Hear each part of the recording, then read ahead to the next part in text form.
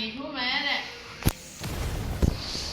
အားလုံးပဲမင်္ဂလာပါကျွန်တော်နဲ့ရိုးတရားပြောပါတယ်ဒါဒီနေ့မှာစတန်ကပတ်တန်ဂိမ်းကစားမှာပါအခုကျွန်တော်ကတော့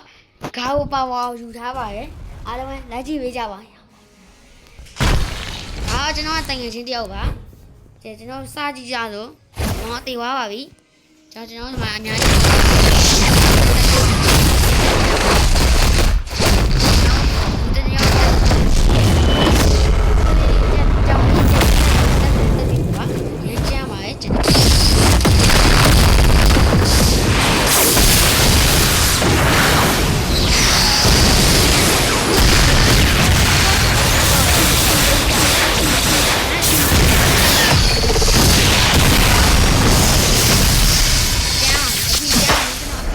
ကိုယူလို့